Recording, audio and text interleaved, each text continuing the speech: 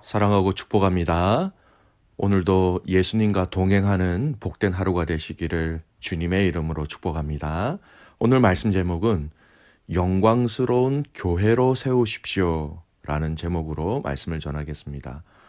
오늘 본문은 고린도전서 11장 2절에서 16절까지의 말씀입니다. 너희가 모든 일에 나를 기억하고 또 내가 너희에게 전하여 준 대로 그 전통을 너희가 지킴으로 너희를 칭찬하노라. 그러나 나는 너희가 알기를 원하노니 각 남자의 머리는 그리스도요 여자의 머리는 남자요 그리스도의 머리는 하나님이시라. 무릇 남자로서 머리에 무엇을 쓰고 기도나 예언을 하는 자는 그 머리를 욕되게 하는 것이요 무릇 여자로서 머리에 쓴 것을 벗고 기도나 예언을 하는 자는 그 머리를 욕되게 하는 것이니 이는 머리를 민 것과 다름이 없음이라. 만일 여자가 머리를 가리지 않거든 깎을 것이요 만일 깎거나 미는 것이 여자에게 부끄러움이 되거든 가릴지니라.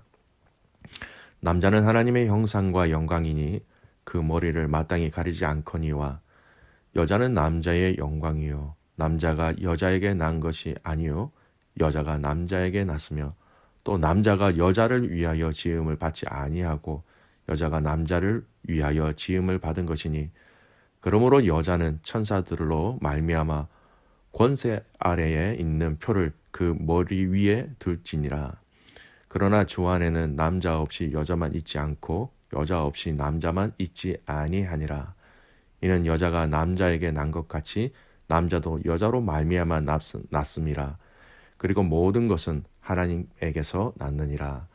너희는 스스로 판단하랴 하라.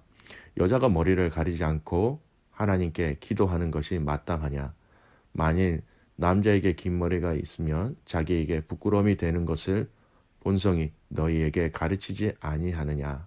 만일 여자가 긴 머리가 있으면 자기에게 영광이 되나니 긴 머리는 가리는 것을 대신하여 주셨기 때문이니라. 논쟁하려는 생각을 가진 자가 있을지라도 우리에게나 하나님의 모든 교회에는 이런 관례가 없느니라. 아멘. 오늘 본문의 말씀은 이 고린도 교회 안에 있는 그 여성의 예배포 착용 문제를 다루고 있습니다. 여러분 예배포라고 하면 잘 이해가 안 되시죠? 이것을 생각하시면 됩니다. 혹시 뭐 TV나 이렇게 메디어를 통해서 그 성당에 다니시는 분들을 보면 우리 여자분들이 머리에 올려 쓰는 하얀 천이라고 생각하시면 되지요. 이것은 가톨릭에서는 이 말씀을 그 당시 사회적 문화적 배경을 이해하지 않고 그대로 적용했기 때문에 몇천 년이 지난 지금에도 이것을 이렇게 지키고 있습니다. 그렇다면 우리 신교 기독교에서는 이것을 지키지 않는 것이 잘못된 것이 아니냐 질문할 수 있지요. 근데 오늘 말씀도 이 예배포의 문제는요 결국 당시에 적용할 수 있는 문제였지만 지금은 이것이 해당될 수 없다는 것을 알게 됩니다. 왜냐하면 그 당시의 문화적인 이 배경을 잘 알면 충분히 또 이해할 수가 있고요. 오늘 이 본문의 예배포가 왜 중요한지 그 본질적인 핵심을 알게 되면 금방 이해되어집니다.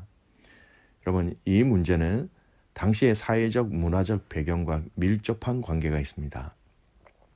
당시 헬라 사회에서는요 여인들이 외출을 하거나 공적인 모임에 참석할 경우에는 여러분 반드시 머리에 수건 같은 것을 썼습니다. 머리를 가리는 것이죠. 이거는 여자가 남자의 권위 아래 있다라는 그런 표시였고요. 물론 그때 당시는 남성 우월주의 사상이 반영되어 있었지요. 우리 조선시대에 여러분 쓰개 치마라고 아마 들어보신 적이 있으실 거예요. 여인들이 나갈 때 이렇게 자기의 얼굴과 머리를 덮어서서 다른 사람들이 보이지 않도록 하는 어떤 그런 의미였어요. 그런데 고린도 교회에서는 일단의 여성도들이 그리스도인의 자유를 근거로 하여서 더 이상 이런 사회적 간섭에 속박당하지 않겠다 그렇게 생각하면서 교회에 출석하면서 머리에 수건을 쓰지 않는 일이 발생한 것입니다. 이것을 오늘날에 보면 전혀 문제가 될 일이 아니지요.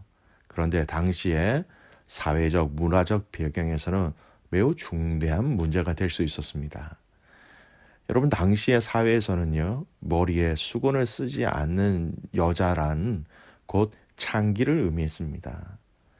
따라서 여성도들이 교회에서 수건을 쓰지 않는 것은 그리스도의 자유를 모르는 불신자들로 하여금 교회가 마치 부도덕한 자들의 집합소로 오인하게 만들 수 있었던 것이지요. 이에 바울은 당시에 이 남성 우월 사상을 지지하는 차원에서가 아니라 하나님의 창조 질서와 또 인간의 자연적 본성에 근거해 볼 때 또 여성의 예배포 착용이 합당함으로 착용할 것을 권면하고 있는 것이었습니다. 그래서 오늘 이 본문의 말씀을 통하여서 성경이나 바울이 남성 우월론을 주장한다 그렇게 생각해서는 안 됩니다. 11절 12절 말씀을 보세요. 그러나 주 안에는 남자 없이 여자만 있지 않고 여자 없이 남자만 있지 아니하니라. 이는 여자가 남자에게서 난 것 같이 남자도 여자로 말미암아 났음이라. 그리고 모든 것은 하나님에게서 났느니라. 바울은 분명히 남성과 여성 모두가 하나님께 속한 존재이며 상호간에 의존적이고 보완적일 수밖에 없다는 것을 분명히 얘기하고 있지요. 물론 바울은 분명 여성에 대한 남성의 권위를 인정하였습니다. 바울은 이것을 머리됨이다라는 말로 표현하였고요. 여자는 남자의 조력자로서 지음을 받았다라고 밝히고 있습니다. 여러분, 이것은요, 남녀 사이에 인격적인 면에서나 권리 면에서 어떤 차이가 있다라는 것을 의미하는 것이 아닙니다. 우월의 관계를 얘기하는 것이 아니에요. 하나님은 인간을 평등하게 창조하셨고, 다만 바울은 남녀, 특히 부부간에 있어서 대표권이 남자에게 있다는 것을 강조한 것뿐이지 역할에 대한 이야기이지 이것을 우월로 우리는 이해하거나 생각해서는 안 되는 것입니다. 그래서 오늘 이 본문을 근거로 하여서 남녀 간의 차이가 있다거나 그런 잘못된 주장을 해서는 안 되는 것이죠. 하지만 남녀의 무조건적 평등을 내세우면서 여러분 가정 안에서 남자의 대표권마저도 무너뜨리게 된다라는 또 그런 시도는 여러분 창조의 원리를 무시하는 아주 중요한 오류가 될 수 있다는 것을 우리는 기억해야 합니다. 그래서 남편을 가정의 제사장으로라는 말이 그런 의미와 그런 역할적인 의미로서 우리는 이해할 수 있어야 하는 것이죠. 이것이 정리되어지면 오늘 이 본문의 말씀은 우리에게 충분히 이해가 될 수 있고요. 우리의 삶 속에서 얼마든지 이 말씀은 귀하게 적용할 수 있습니다. 오늘 이 말씀을 여러분 우리 가정 안에 한번 적용해 보았으면 좋겠습니다. 남편과 아내가 가정을 어떻게 함께 세워나가야 하는가. 오늘 이 말씀은 중요한 적용점으로 우리에게 같이 이야기하고 있는 것이 있어요. 오늘 이 말씀을 생각하시면서 여러분 에베소서 말씀 안에 남편과 아내의 역할을 다시 한번 살펴보았으면 좋겠습니다. 여러분 오늘 이 시간은 에베소서 5장 21절에서 27절까지의 말씀을 한번 찾으셨으면 좋겠어요. 오늘 고린도전서 말씀을 생각하시면서요. 에베소서 5장 21절에서 27절까지의 말씀입니다. 제가 읽겠습니다. 그리스도를 경외함으로 피차 복종하라. 아내들이여 자기 남편에게 복종하기를 주께 하듯 하라. 이는 남편이 아내의 머리됨이 그리스도께서 교회의 머리됨과 같음이니 그가 바로 몸의 구주시니라. 그러므로 교회가 그리스도에게 하듯 아내들도 범사에 자기 남편에게 복종할지니라. 남편들아 아내 사랑하기를 그리스도께서 교회를 사랑하시고 그 교회를 위하여 자신을 주신 같이 하라. 이는 곧 물로 씻어 말씀으로 깨끗하게 하사 거룩하게 하시고 자기 앞에 영광스러운 교회로 세우사 티나 주름 잡힌 것이나 이런 것들이 없이 거룩하고 흠이 없게 하려 하심이라. 여러분 아내와 남편 모두 여러분 동등하게 그리스도를 경외함으로 피차 복종하라고 말씀합니다. 우월이 아니지요, 여러분. 즉 아내와 남편 모두 제일 먼저 해야 될 것은 그리스도를 경외하라는 것입니다. 여러분 이것이 없으면 믿음의 가정은 존재할 수도 성장할 수도 이루어질 수도 없다라는 것이죠. 그리스도를 경외하는 것이 무엇이고 첫 번째이고 두 번째 이로 말미암아 피차 복종하라는 거예요. 이 말씀을 보십시오. 여기에 우월이 없어요. 누가 위다 누가 아래다 이런 게 아니에요.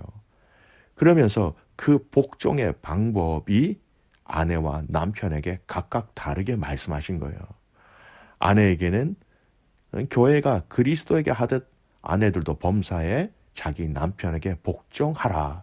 이것이 아내가 남편을 사랑하고 세워나가고 복종하는 방법이에요. 또 남편은 아내들에게 이런 방법으로 복종해야 되는 거예요. 남편들아, 아내 사랑하기를 그리스도께서 교회를 사랑하시고 그 교회를 위하여 자신을 주심같이 하라. 각각 아내와 남편에게 여러분 이 복종하는 방법을 제시하신 것입니다. 저 개인적으로는 여러분 복종하는 것보다 사랑하는 게 더 힘든 것 같아요. 그만큼 남편들에게 더 섬겨야 한다라는 큰 사명을 더 주신 것입니다. 여기에 우월이 있을 수 없지요. 역할과 방법적인 부분으로 우리는 오늘 이 고린도전서의 말씀과 또 에베소서 이 말씀을 같이 이해할 수 있어야 됩니다. 여러분 그리고 그 결과를 보세요. 아내와 남편이 피차 복종하여 무엇을 하기를 원하십니까? 읽었던 에베소서 말씀이에요. 5장 26절 27절 말씀. 이는 곧 물로 씻어 말씀으로 깨끗하게 하사 거룩하게 하시고 자기 앞에 영광스러운 교회로 세우사 티나 주름 잡힌 것이나 이런 것들이 없이 거룩하고 흠이 없게 하려 하심이라. 남편과 아내와 남편이 서로 피차 하나님께서 말씀하신 방법으로 복종함으로 말미암아 무엇을 이루시기를 원합니까? 거룩하고 흠이 없게 되는 것이 하나님께서 이들을 세우신 목적이라는 겁니다. 더 나아가서 여러분 영광스러운 교회를 세우기 위하여서 남편과 아내를 이렇게 피차 복종하라라고 말씀하신 것이지요. 사랑하는 귀한 믿음의 가족 여러분, 남편과 아내가 먼저 하나님을 경외하시기를 바랍니다. 그리고 피차 말씀하신 그 복종의 방법으로 복종하며 사랑이라는 이 방법을 통하여서 함께 세워져 나갈 때에 아내와 남편이 거룩하고 흠이 없게 되고 그 거룩하고 흠이 없는 아내와 남편과 부부와 더 확장시켜서 가정과 교회를 하나님께서는 거룩하게 세우시기를 원하고 계신 것입니다. 사랑하는 귀한 믿음의 가족 여러분, 영광스러운 교회로 세우사라는 이 말씀에 우리 자신과 우리의 가정, 우리의 부부의 관계, 우리의 공동체가 이렇게 세워지는 은혜가 있기를 간절히 소원합니다. 이 말씀을 들으시는 모든 남편과 아내들에게 다시 한번 더 말씀으로 권면합니다. 남편으로 또 아내로서 각각 그 주어진 자리에서 하나님 경외하시길 바랍니다. 그리고 하나님께서 남편과 아내에게 말씀하신 그 방법으로 피차 복종하며 또 사랑하며 섬기시길 바랍니다. 그래서 부부와 가정이 거룩한 교회로 온전히 세워짐으로 여러분 교회 또한 더욱더 거룩하게 세워지는 그 은혜를 경험하는 저와 여러분 되시기를 주님의 이름으로 축복합니다. 아멘. 기도하겠습니다. 하나님 아버지, 감사와 찬송과 영광을 하나님 앞에 올려드립니다.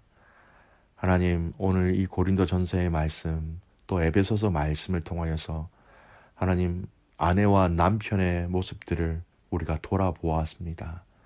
하나님 피차 하나님 앞에 가장 중요한 하나님을 경외하는 자들이 되게 하시고 또 피차 복종하는 저희들 되게 하옵소서. 하나님 더 사랑하며 더 복종함으로 말미암아 하나님 우리 부부의 관계가 더 나아 우리의 가정 안에서 하나님 깨끗하게 거룩하게 티나 주름이 없는 거룩한 교회로서 우리를 먼저 세워 주시옵소서. 하나님, 가정이 거룩한 교회로 먼저 세워지게 하여 주시고, 세워진 이 가정을 통하여서 하나님 우리에게 허락하신 주님의 피값으로 사신 교회가 더욱더 거룩하고 든든히 세워지는 역사를 경험하게 하여 주시옵소서. 오늘 이 하루 우리가 하나님의 도우심을 구하며 나갑니다. 먹이시고 입히시는 그 하나님 때문에 더욱더 감사하는 복된 믿음의 가정 되기를 간절히 소원하며 살아계시는 예수님의 이름으로 기도드리옵나이다. 아멘.